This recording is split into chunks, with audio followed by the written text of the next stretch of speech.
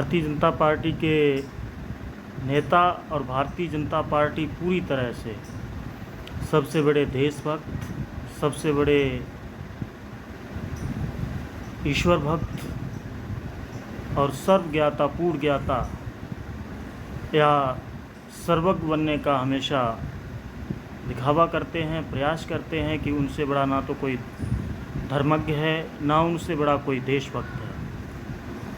लेकिन जन भावनाओं के विपरीत भारतीय जनता पार्टी के नेताओं के बयान समय समय पे लोगों को ठेस पहुंचाते हैं। ये कोई नई बात नहीं है कि कंगना रनौत ने किसानों के लिए जो टिप्पणी की है। कभी तो ब्राह्मणों के खिलाफ भी कोई न कोई नेता बोल जाएगा,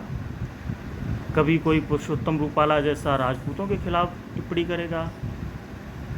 तो कभी राजेश चौधरी जैसे विधायक भारतीय जनता पार्टी के वो दलितों की बड़ी नेता मायावती जी के लिए टिप्पणी करेंगे, सबसे भ्रष्ट मुख्यमंत्री बता देंगे। तो कभी योगी आदित्यनाथ जी लोकसभा चुनाव के परिणामों के बाद यादवों पर टिप्पणी करेंगे, टारगेट करेंगे। ये कोई नई बात नहीं, ये भारतीय जनता पार्टी के नेताओं में एक चलन सा हो गया है। कंगना रनौत का ताज़ा बयान जिसमें वो कहती हैं कि किसान आंदोलन में लाशें लटकती थी और वहाँ पे रेप होते थे, और जो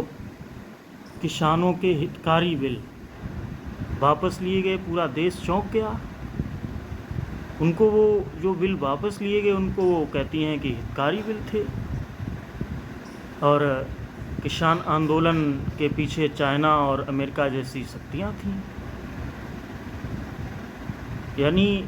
किसानों को पूरी तरह से आतंकी, खालिस्तानी बताने से लेकर अब बलात्कारी और हत्यारा तक बता दिया जा रहा है। क्या भारतीय जनता पार्टी में नेताओं को इस तरह का प्रशिक्षण दिया जाता है कि बार बार वही चीज़ें दोहराई जाती हैं? कंगना रनौत ने उस समय भी काफ़ी अभद्र टिप्पणियाँ किसानों के लिए की जब किसान आंदोलन चल रहा था, लेकिन अब नए सिरे से उन्होंने इस सब चीज़ों को एक नया सिकुपा छोड़ दिया है, तो जिसमें तरह तरह के लोग अब अपने अपने हिसाब से आकलन करते रहेंगे। और जब इन आकलनों की बात होगी तो जो भारतीय जनता पार्टी के समर्थित लोग हैं वो तो यही कहेंगे कि अच्छा किया, लेकिन जो किसान अन्नदाता के रूप में रात दिन मेहनत करता है, देश का पेट भरता है, उसका अपमान बहुत निंदनीय है। और जहाँ तक कि कंगना रनौत कहती हैं कि अमेरिका और चाइना जैसी शक्तियाँ थीं उस किसान आंदोलन के पीछे, तो क्या किसी विजिलेंस टीम ने या किसी खुफिया एजेंसी ने ऐसी कोई रिपोर्ट सार्वजनिक की है जिसके आधार पर कंगना रनौत इस तरह की बात कर रही हैं, इस तरह की बयानबाजी कर रही हैं? और बीजेपी ने हालांकि किनारा किया है कि ये कंगना रनौत का निजी बयान है, इससे हमारा कोई लेना देना नहीं है, और आगे भविष्य में कंगना रनौत को इस तरह के बयान देने के लिए अधिकृत नहीं किया जाता है। इस तरह का प्रेस नोट जारी किया है भारतीय जनता पार्टी ने, लेकिन उसका कितना प्रभाव कंगना रनौत पे पड़ेगा ये देखने वाली बात होगी। हरियाणा के मुख्यमंत्री नायब सैनी जी से एक मीडिया के माध्यम से पूछा गया कि कंगना रनौत का ये बयान है तो आपका क्या कहना है, तो वो कहते हैं कि सांसद तो हमारे पास भी बैठे, यानी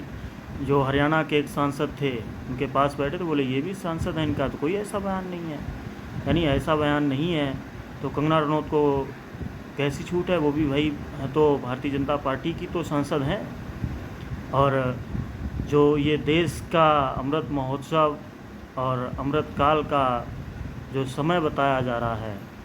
ये अमृत काल का समय कंगना रनौत के अनुसार 2017 के बाद से आया, और 2017 के बाद से ही देश को सही मायने में आज़ादी मिलने की बात कंगना रनौत द्वारा कही गई है। अगर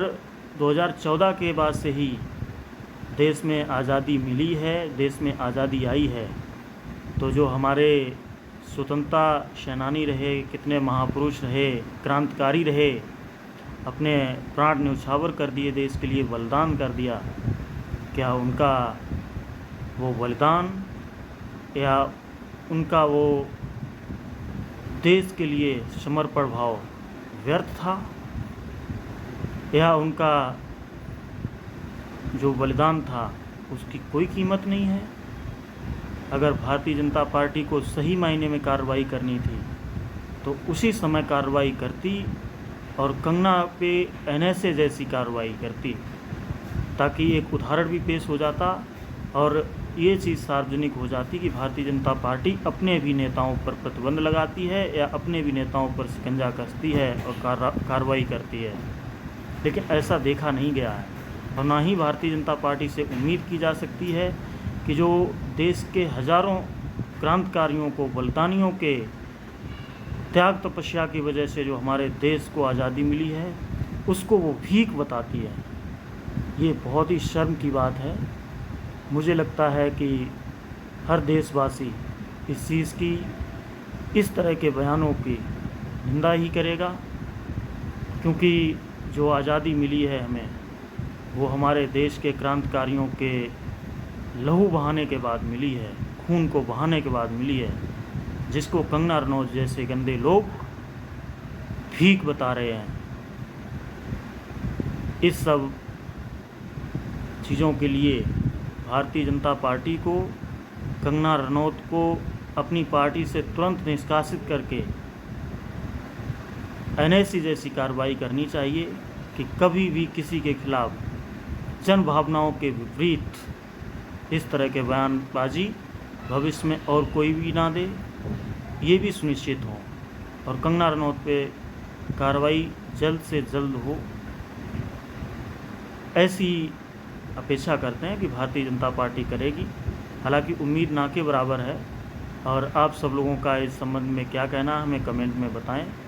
और वीडियो को ज़्यादा से ज़्यादा शेयर करें। धन्यवाद, सभी को नमस्कार।